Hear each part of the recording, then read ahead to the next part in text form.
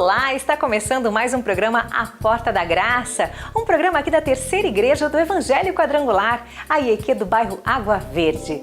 Desde já eu convido você a participar com a gente dos nossos cultos, das atividades da Terceira Igreja. Você é nosso convidado especial. E agora você vai conhecer o que Deus quer para a sua vida. Vamos ouvir juntos uma palavra de Deus. Paz seja convosco, amém? Que alegria estarmos aqui para juntos adorarmos o nome do Senhor. Você já sente a presença do Espírito Santo aqui nessa noite? É uma alegria estarmos aqui. Somos ali do Pilarzinho, né? Não é tão longe assim. E louvamos a Deus por estarmos aqui nessa noite, neste culto do impossível. E quando o pastor Júlio me deu o tema do culto, de fato, realmente falar do impossível é falar do nosso Deus, porque o nosso Deus é o Deus do impossível. E Ele já está aqui nessa noite agindo, curando, libertando, restaurando a sua vida. Então é a especialidade de Deus fazer o impossível na nossa vida. Você crê assim, queridos? Eu convido você a abrir a palavra de Deus comigo no livro de Lucas, Evangelho de Lucas, capítulo 1, versículo 37. Lucas, capítulo 1, versículo 37. Você que trouxe a palavra de Deus, diz assim: porque para Deus não há impossíveis. Quem crê assim, diga glória a Deus. Vamos ler juntos? Para Deus não há impossível. Feche seus olhos, curva a sua cabeça. Pai, nós te rendemos nessa noite a honra, a glória e o louvor. E queremos te pedir, Espírito Santo, que continue a ministrar ao nosso coração, que tudo que falarmos aqui nessa noite seja direto do teu trono para a nossa vida, Pai. Que nós possamos sair daqui recebendo aquilo que o Senhor tem preparado para a vida da tua igreja. Nós já ouvimos, ó Deus, as canções, já adoramos com os nossos dízimos e ofertas, mas nós também, Pai, cremos que o Senhor tem algo para ministrar ao nosso coração. Usa a minha vida nessa noite, que tudo que nós ministrarmos aqui, Senhor, seja do teu trono para este lugar, e nós te agradecemos, e todos digam graças a Deus. Amém, queridos? Queridos, nós estamos vivendo num tempo ao qual muitas vezes nós não entendemos, e a palavra de Deus, ela nos ensina no livro de Eclesiastes capítulo 3, que há tempo para todas as coisas. Há tempo para chorar, há tempo para rir, há tempo para semear, há tempo para colher. E muitas vezes nós precisamos entender o tempo e o ciclo que nós estamos vivendo. Algumas pessoas chamam de estágios, outras pessoas chamam de ciclo, outras pessoas chamam de fases. E nós precisamos entender, até a natureza tem as suas estações. Então nós precisamos entender em que tempo nós estamos vivendo, em que momento nós estamos vivendo. E sabe, nós aprendemos muito mais no momento da dor, no momento da luta, no momento da prova. A própria palavra de Deus nos ensina que nós aprendemos muito mais na casa do luto do que na casa da festa, porque é na dor que nós crescemos. Eu tenho um filho de 5 anos e uma menina de 12, e nós estamos, nessa fase ainda recomeçando de novo, depois de 7 anos, e nosso filho tem 5 anos, mas há momentos que ele ainda reclama de dor, e às vezes de madrugada ele acorda, vai lá, está doendo a minha perna. Nada mais é do que a dor do crescimento. E nós precisamos entender que crescer dói, e crescer nos traz maturidade. E eu quero compartilhar com você de um texto da palavra de Deus, uma história ao qual assim muito se identifica com os dias de hoje. A palavra de Deus nos diz que a Síria, o reino da Síria, sempre estava em guerra com a nação de Israel. E lá no livro de 2 Reis, no capítulo 6, lá do versículo 20 em diante, nos narra a história do profeta Eliseu. E a Bíblia diz que o rei da Síria estava muito preocupado, porque tudo que ele armava, as estratégias de guerra, de batalha, para batalhar contra o povo de Israel, todos os seus planos eram frustrados, porque todas as vezes que o rei da Síria se levantava contra a nação de Israel, Deus revelava para o seu profeta, para o profeta Eliseu, as estratégias, aonde tinha as emboscadas, para que a Síria não pegasse e destruísse a nação de Israel, Deus revelava para o seu servo, para Eliseu, e Eliseu revelava para o rei, e o rei se livrava daquelas armadilhas. E o rei ficou muito preocupado, ficou indignado com aquela situação, porque ele descobriu através de um dos seus homens que havia um profeta, havia um homem de Deus que estava, vamos assim dizer, desarmando todas as estratégias. Sabe o que eu aprendo com isso, querido? O inimigo muitas vezes se levanta para destruir a sua casa, a sua família, mas o Espírito de Deus é o Espírito de discernimento, é o Espírito que vai adiante de você, é o Espírito que revela e que destrói todas as armas do inimigo. E quando o rei descobre, ele vai e cerca Eliseu, e a passagem do texto do capítulo 16, melhor dizendo, diz que Eliseu estava ali com o seu moço, com o seu ajudante, com o seu servo, e ele se apavorou, e ele de repente olhou aquela multidão de homens contra ele, e ele diz: acalma.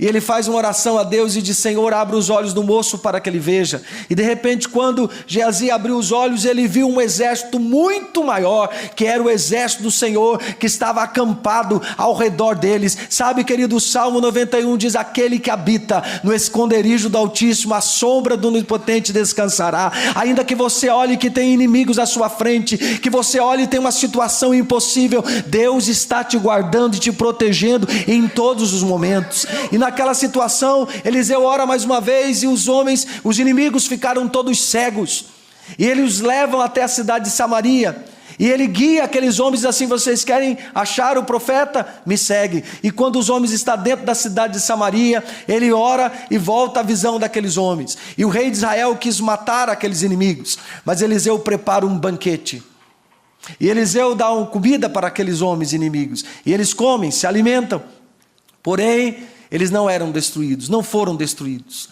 E a palavra nos diz bem claro que naquele momento não houve mais guerra entre a Síria e Israel, por causa daquela atitude de Eliseu. Porém, o que eu quero que você entenda é que há tempo de paz, mas há tempo de guerra. Não significava, pastora Lucy, que havia acabado as lutas de Israel. Muitas vezes nós alcançamos uma vitória em determinadas áreas e passa algum tempo, e aquela luta volta, ou volta em outra área da nossa vida. E a Bíblia nos fala que passaram algum tempo, e a nação da Síria voltou a atacar Israel. E sabe o que nós percebemos? No capítulo 7, ou melhor, do 6 em diante, da metade, diz que depois disso, ajuntou Ben-Hadad, versículo 24, no capítulo 6 de 2 Reis. O rei da Síria, todo o seu exército, subiu e sitiou a Samaria. Houve grande fome em Samaria, e eis que a sitiaram, a ponto de se vender a cabeça de um jumento por 80 siclos de prata, e um pouco de esterco de pombas por 5 siclos de prata. Sabe o que eu aprendo? Que houve aquele momento de luta, mas depois veio a paz, e voltou de novo o tempo da batalha, o tempo da luta. A cidade era murada, a cidade era cercada, a cidade de Samaria era uma cidade muito bem protegida, e o inimigo não conseguia invadir a cidade. Porém a Bíblia diz que ele a sitiou, ele a cercou. Sabe o que acontece muitas vezes na nossa vida, querido? O inimigo não vos toca, o inimigo não pode nos tocar. A própria palavra de Deus em 1 João capítulo 5 versículo 18 diz assim, o maligno não vos toca. E como que muitas vezes nós somos atingidos? Porque nós precisamos entender que nós somos um espírito. Ele pode tocar a nossa carne, ele pode tocar o nosso corpo, ele pode tocar as coisas físicas, mas o nosso espírito, quem realmente nós somos, o Espírito de Deus que habita em mim, que sou filho de Deus, que você que é filho de Deus, esse ele não toca.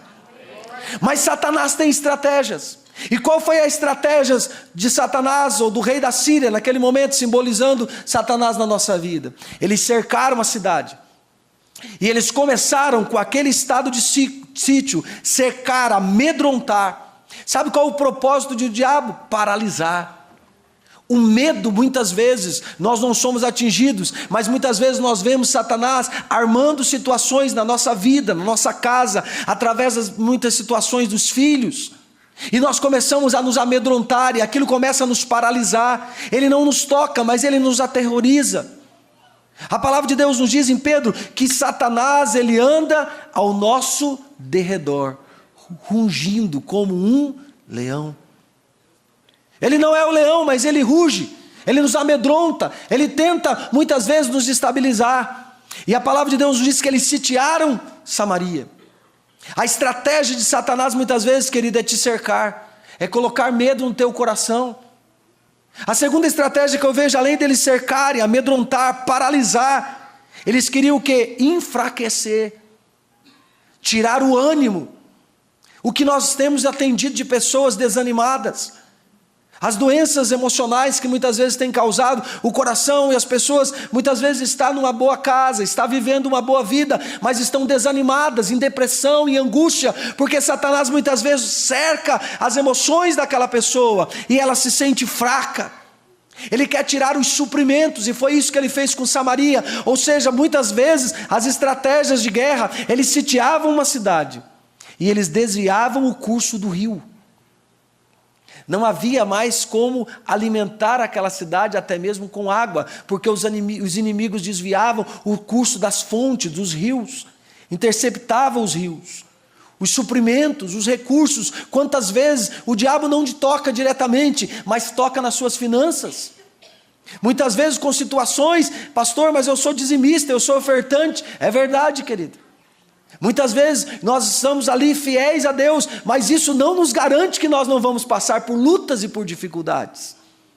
Jesus mesmo nos ensina, diz: no mundo tereis o quê? Uma vida boa, é isso? No mundo teremos o quê? Aflições, mas tem de bom ânimo, porque se ele venceu o mundo, você é mais que vencedor. Então nós precisamos compreender que muitas vezes Satanás vai nos enfraquecendo, tirando o nosso suprimento, tirando os nossos recursos, tirando a nossa força, as nossas fontes. E quando nós percebemos que as coisas não vão andando muito bem, a terceira coisa que começa a acontecer no nosso coração é o caos, é o desespero. E foi o que começou a acontecer em Samaria. Passaram-se meses, dias, talvez anos. Vocês perceberam agora, nessa semana anteriormente, algumas semanas atrás, nós passamos um problema assim no nosso país. Começou a faltar alimento, começou a subir as coisas, em uma situação de poucos dias. Imagine vários meses, uma cidade sem receber suprimentos, as pessoas sem alimento. E a Bíblia nos fala que chegou ao ponto de uma cabeça de jumento, de animal, ser vendido por 80 ciclos de prata. Mas sabe para que essa cabeça estava vendida? Para se alimentar. Você já parou para pensar? Irmãos, eu não estou falando de 1 quilo de picanha. Eu não estou falando de 1 quilo de alcatra. Eu não estou falando aqui, de mignon. Eu não estou falando aqui de um churrasco poderoso. Costela, o irmão já está ali, a água está na boca. Eu estou falando de cabeça de jumento. Alguém já comeu cabeça de jumento? Horrível. Esterco de pombo. Misericórdia. Será que prato que fazia com isso? Fazer fogo? Mas não tinha comida. Vai se aquecer. Eu não sei o que faziam, mas a coisa subiu de uma tal forma que não se havia comida. E o caos tomou conta daquele lugar. Porque, irmãos, muitas vezes as coisas começam devagar. Quando sitiaram a cidade, talvez alguns falaram assim: isso aí já vai embora. Isso aí não vão aguentar uma semana. Mas foi passando e foi tomando conta, o caos foi tomando conta, a ponto de o caos chegar a um desequilíbrio emocional nas pessoas. De um desequilíbrio emocional tão grande, que a Bíblia nos fala que um dia o rei de Israel estava sobre os muros da cidade, e alguém gritou e disse: rei, 2 mulheres, socorre-nos. E o rei parou e disse assim: como que eu vou ajudá-las? Eu não tenho nem trigo e nem vinho. Em outras palavras, ele estava dizendo: eu não tenho nem o que comer para dar para vocês e nem o que beber. E as duas discutindo, e ele falou: qual é o problema de vocês? Olha o caos que chegou, querido. Eles perderam totalmente o controle, o desequilíbrio. Eles perderam princípios. Que uma das mulheres olhou e disse assim: olha, rei, nós fizemos um trato, eu com ela, que nós mataríamos o nosso filho e nós comeríamos. E ontem nós matamos o meu filho e nós comemos o filho. E agora ela não quer cumprir a parte dela. Ela não quer matar o filho dela. Irmãos, pense o caos que estava nessa cidade, a ponto, e eu não estou falando de uma nação pagã, eu estou falando de mulheres que serviam ao Deus de Israel, eu estou falando de pessoas que eram da descendência de Abraão, eu estou falando de pessoas que conheciam a palavra de Deus, a chegar ao ponto de perder princípios e valores, e o amor esfriou de tal forma que a própria mãe teve coragem de sacrificar o seu filho para se alimentar. Você percebe o caos que estava nessa cidade. E muitas vezes na nossa vida é assim. Nós muitas vezes matamos os nossos filhos. Pastor, que acusação grave. Eu estou falando por mim, querido. Muitas vezes na hora do caos, na hora do desespero, nós chegamos em casa e a criança vem, papai, eu quero brincar. Olha, e você está com a cabeça cheia, como nós falamos no popular, com o dia inteiro de trabalho, com os problemas dos seus trabalhos, e muitas vezes você diz, menino, vai dormir, chega para lá, não tenho tempo, estou cansado. Você está matando de uma certa forma o seu filho, matando emocionalmente, porque o tempo passa, o que ele vai ter de exemplo com você e comigo?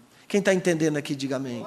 Porque qual que é o papel do diabo? A Bíblia diz matar, roubar e destruir. Eu estava vendo o netinho ali da pastora Ruth, né? Estava olhando, e ele brinca para cá e brinca para lá. Irmãos, eu me lembro quando era criança, tinha que ficar assim na igreja, se mexesse alguma coisa, o pai já olhava, né? Você já ficava quietinho ali. Às vezes as crianças estão correndo na igreja, e tem gente, não estou falando que a criança precisa correr na igreja, deve ficar correndo, mas tem situações que deixa a criança ser criança. Às vezes em casa a criança não pode fazer nada, que o pai já chega, né, e já dá uma bronca. Tem a hora da bronca, mas tem a hora do amor, e nós não podemos matar a alegria dos nossos filhos. E essas duas mães chegaram num caos tão grande, que tiveram a capacidade de colocar o seu filho à morte, ou matar o seu filho para poder comer. E naquele momento, o rei de Israel viu que a situação estava totalmente fora de controle. Ele rasga as suas vestes. E a Bíblia diz que apareceu debaixo das suas vestes, que ele estava vestido de saco. E as pessoas perceberam que aquele rei estava no caos, quando se a nação de Israel, alguém vestia de panos de saco, simbolizava que ele estava em luto, em morte interior. Sabe, querido, muitas vezes nós estamos aparentemente tão bonitinho, arrumadinho, engomadinho, mas o nosso coração muitas vezes está ferido. Muitas vezes nós chegamos à igreja numa situação e dizemos assim, tudo bem, paz, tudo bem. Mas lá por dentro, no nosso interior, estamos feridos, machucados. Mas o Deus do impossível está aqui nessa noite, que quer transformar a tua tristeza em alegria, o teu pranto o choro em alegria. Quer transformar tudo aquilo que o inimigo tem causado de caos na sua vida. Hoje ele entra com o milagre e ele muda a situação.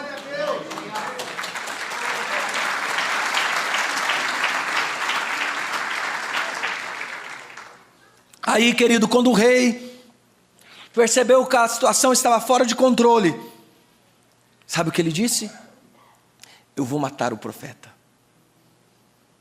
Quando ele viu que ele perdeu totalmente o controle da situação daquela cidade, ele simplesmente diz assim, não aconteça o que acontecer, faça o que Deus quiser fazer comigo, mas hoje a cabeça de Eliseu não fica sobre os seus ombros. Sabe o que eu aprendo com isso? A tendência do ser humano é jogar a culpa no outro. Isso já foi desde os primórdios. Lá em Gênesis, quando Adão pecou, e o Senhor se encontra com Adão e diz para Adão, Adão, por que você comeu do fruto? Sabe o que ele fala, pastor? Ele diz assim, foi a mulher que me deste. Em outras palavras, ele está dizendo, a culpa é sua, Deus. Quem mandou o Senhor criar ela? Quem mandou colocar ela aqui no jardim? Estava tudo em paz. Ele tinha razão um pouquinho. Brincadeira, irmãos. Vou apanhar aqui. Mulher é uma benção, né, irmão? Osso duro de roer é mulher. Não é verdade? Porque ela saiu do osso da onde? Da costela. Nós somos fracos, irmão, somos de barro, qualquer chuvinha amolece, qualquer gripe está doente, né? Está de cama, a mulher pode estar doente, mas está lá trabalhando agora, deixa eu fazer minha moral, né? Mas enfim, o que eu quero dizer para você, querido, é que nós culpamos as pessoas, e foi o que Adão fez, foi a mulher que o Senhor me deu, em outras palavras estava falando, a culpa é sua, por isso que eu pequei. O que o rei estava dizendo? A culpa é de Deus, porque o profeta era de Deus. Eu vou lá matar ele. Enfim, mandou o seu exército ir lá, e quando eles chegaram na casa de Eliseu para matá-lo, Deus já tinha avisado Eliseu, dizendo, olha, vem o rei aí. E Eliseu diz, vem ele me matar. E quando eles chegaram na casa de Eliseu, todo o exército de Israel, ele diz assim: hoje você morre. E sabe o interessante? Que quando ele diz para Eliseu assim, ó, hoje você vai morrer. Sabe por quê, Eliseu? Porque está um caos nessa nação. Ele esqueceu, querido, que a culpa que estava ali era por causa do pecado do povo, era por causa da liderança dele, era porque ele, como rei, não ouvia a voz de Deus, não praticava os princípios de Deus. Irmãos, escute bem, nós temos a tendência em transferir a nossa culpa a outras pessoas. Se você pudesse hoje, abre um parênteses aqui, esqueça que você é cristão, se você pudesse dar uma surra em quem mais te causou o problema na vida, e quem mais atrapalhou a tua vida, pensa aí, tem um já pensando na sogra aí, né? Quem mais atrapalha a tua vida? Quem mais faz você tomar decisões erradas? Já pensou? Já pensou? Deus já me revelou quem que atrapalha a tua vida. Acabei de receber. Não, você mesmo. Nós mesmos atrapalhamos a nossa vida, querido. O maior culpado das decisões erradas que nós tomamos não é o vizinho, não é a sogra, não é a mulher, não é o parente, não é o pastor. O maior culpado das decisões erradas sou eu. Se a minha vida não está bem, o culpado é o Jairo Júnior também um pouco. Mas enfim, né? Se a minha vida não está bem, eu sou o culpado. Porque a decisão é minha. Tem pessoas assim: você estragou meu dia hoje. Não estragou, quem estraga o teu dia é você mesmo. A pessoa pode ter feito o que quiser para você, mas é você que decide estragar as coisas ou não. Sabe o que eu aprendo com isso? Quando chegaram na casa de Eliseu, para matar, porque o rei queria achar um culpado, e ele estava dizendo que Deus era o culpado. Irmãos, quantas vezes na minha vida as coisas dão errado e eu digo assim: Deus, cadê o Senhor naquela hora? Deus, o Senhor esqueceu de mim. Deus, as coisas não estão acontecendo. Mas eu esqueço que sou eu mesmo, que muitas vezes não pratico aquilo que o Senhor nos ensina. Aí, queridos, para encerrar, naquele momento, quando o rei falou que ia matá-lo, Eliseu olha para o rei e diz assim: escute bem, rei, amanhã, são 19h14 agora, amanhã, nesse mesmo horário, haverá comida para toda a cidade de Samaria. Vai sobrar, né, comida nessa cidade. Vai ter fartura nessa cidade. Não vai precisar mais ficar comendo cabeça de jumento, porque vai sobrar, todo mundo vai poder ir ao supermercado, vai ter comida de sobra. Vão estocar os seus estoques nas suas casas. Arroz, feijão, o que você quiser, picanha, costela. Vai sobrar comida. Irmãos, ele estava falando de 24 horas depois. Numa situação de caos que já estava há meses, onde as pessoas matavam seus próprios filhos para comer. Quando Eliseu fala aquilo, o rei olha, e o capitão que estava ao lado do rei, o braço direito do rei, o homem que o rei confiava, disse: eu duvido, só se Deus abrir as janelas dos céus. Sabe o que ele estava falando naquele momento? Ele estava dizendo assim, só se o impossível acontecer. Aí sabe o que Eliseu responde? Pois é o Deus do impossível que vai agir até amanhã nesse mesmo horário. Querido, o que nós precisamos entender é que muitas pessoas têm olhado para a sua vida e têm dito assim: não vai dar certo. Eu estou com essa enfermidade, minha mãe morreu disso. Eu estou com dor de cabeça, cuidado, isso aí vai te matar. Você vê que as pessoas sempre têm a tendência a jogar as pessoas mais para baixo. Eu estou com dor nas costas. Olha, eu conheço alguém que começou assim, nem anda mais. Negativismo, meu irmão. E quando aquele capitão disse assim: olha, duvido que aconteça, Eliseu falou assim: pois vai acontecer, mas você não vai participar. Irmãos, o que Deus está falando para você hoje, não importa o tamanho do problema que você está passando, o Deus do impossível está aqui nessa noite, e Ele abre portas, e o mesmo Deus que operou naquele lugar, é o Deus que nós estamos pregando, é o Deus que está aqui nessa noite, é o Deus que abre portas. E sabe como Deus fez? Deus usa situações impossíveis. Para realizar o impossível, Ele usa a pessoa improvável, Ele usa a pessoa que não tem valor algum, para que a glória dele se manifeste. Havia alguns leprosos, e esses leprosos estavam para fora da cidade. E quando esses leprosos, passando todo aquele tempo, olhou um para o outro e falou assim: olha, nós estamos aqui fora mesmo. Se nós entrarmos para dentro da cidade, eles vão nos matar, até porque não tem comida lá, nós vamos morrer. Se nós formos lá para o acampamento do rei da Síria, nós vamos morrer do mesmo jeito. Porém, Vai que eles fiquem com dó de nós e nos dê um pão, e nos dê uma comida, e a gente possa sobreviver mais alguns dias. Então vamos arriscar, se a gente ficar aqui vai morrer, se entrar na cidade vai morrer, e se nós não formos para lá, nós não vamos saber se a gente teve a oportunidade de comer ou não. E foram para o acampamento. Quando chegaram no acampamento dos sírios, eles entraram numa tenda. Pensa numa mesa farta, meu irmão. Pensa em comida sobrando, cavalos, armas, tudo que você imaginar de uma guerra. Milhares de homens ali, milhares de comida, de quilos de comida. E aqueles leprosos começaram a comer. De repente eles se lembraram e falaram assim: ei, nós estamos aqui comendo e o povo está sem saber da boa notícia. Porque sabe o que aconteceu? Enquanto o exército da Síria estava lá, Deus envia o seu exército poderoso, os anjos do Senhor, e começa barulho de guerra, de cavalo. O rei da Síria falou assim: Israel contratou outros povos para nos matar, e eles saíram tão correndo, tão fugindo, que as suas roupas ficaram grudadas no meio da floresta, no meio das árvores, de tão desespero que aconteceu aquela situação. É isso que o Senhor vai fazer na tua vida, querido. Por um caminho Satanás veio, mas por 7 ele vai fugir. A vitória já é tua. As pessoas não vão entender o motivo, mas vai ser a mão de Deus na sua vida. Cada momento feliz que vivemos é como um filme gravado em nossa memória. Uma palavra de gratidão e o respeito para todas as pessoas sem distinção reproduz amor e união em cada coração. Todos os dias a nossa família se reúne em comunhão, compartilhando da felicidade de cada pessoa. Assim é a nossa família. Como vai a sua? Igreja do Evangelho Quadrangular, onde uma vida melhor espera por você. Eu espero que Deus tenha tocado profundamente em seu coração. Receba essa mensagem, receba essa bênção na sua vida. E fica aqui também o convite.